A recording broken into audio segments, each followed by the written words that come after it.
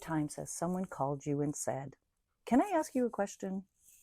Can you help me with something?" What would you do? Most of us don't think much about those conversations. We just answer the question. We solve the problem, and then we move on. But what if I told you those requests might actually be one of the biggest clues to your future? Today, I want to show you why people keep asking you for help and what that might reveal about your next chapter.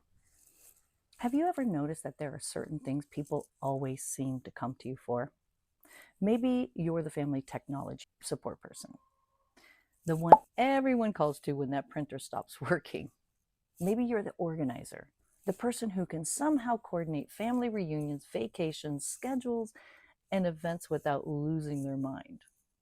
Maybe you're the calm one, the person people call when life falls apart and they need somebody to listen. Or maybe you're the fixer, the person who walks into that chaos and somehow figures out what needs to happen next. Here's the interesting part. Most of us completely overlook these abilities because they feel normal. We've been doing them for so long, we just assume everybody else can do them, but they can't. And that's why people keep asking you. A few years ago, I started noticing something. People weren't asking me for help because I had any special title. They weren't asking because of a certificate on the wall. They were asking because they trusted my ability to solve problems. Looking back, that should have been obvious. For years, I worked in safety programs. I was constantly solving problems, building systems, helping people understand complicated things, and figuring out solutions. I didn't think much about it because, well, it was just simply part of my job. But the skill wasn't the job. The skill was problem solving, and that skill followed me everywhere. I want you to think about 3 questions. First, what do people ask you for help with over and over again? Not once, not twice, over and over. Second, what problems seem easy to you that other people struggle with? And third, what do people thank you for most often? Those 3 questions can reveal more about your strengths than any personality test. My husband retired a few years ago, and like a lot of people, he suddenly found himself asking, "Now what?" Nobody really prepares us for that question. We spend decades working, then one day the routine changes, the identity changes, the mission changes. What I've learned is that purpose often leaves clues before we realize they're clues. Sometimes those clues show up in the people around us and people who keep asking for our help. Let me give you a few examples. Maybe you've spent years helping coworkers understand complicated processes. That could translate into teaching. Maybe you've spent years organizing those family events. That could translate into project management. Maybe you have spent years helping neighbors with technology. That could become coaching or consulting. Maybe you've spent years listening to people who are struggling, and you know what? That could become mentoring.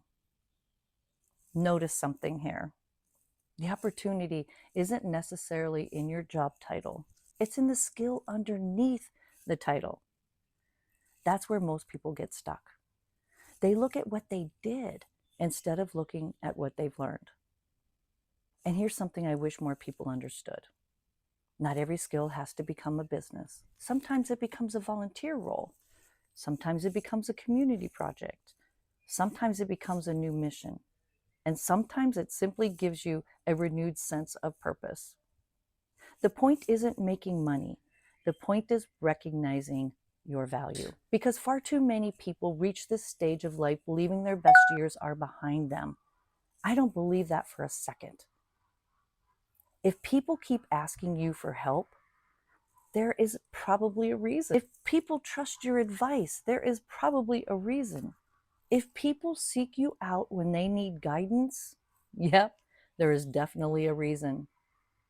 The challenge is that we often dismiss the very things that make us valuable because they come so naturally to us. So here's your challenge. Grab a piece of paper. I know. Write down 3 things people ask you for help with most often. Then ask yourself, could this be a clue? Could this be pointing me towards something bigger? Could this be a part of my next chapter? You might be surprised by what you discover, my friends, because your experience still matters.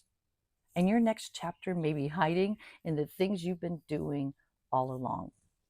If you're over 50, over 60, retired, or simply trying to figure out what's next, I'd love to hear from you. Leave a comment and tell me, what is the one thing people always ask you for help with? And if you'd like to learn new digital skills, AI tools, confidence building strategies, and connect with people who are building their next chapter too, come join us in the Rebel Den community. Link below. And remember, your experience still matters. Digital Rebel Granny out.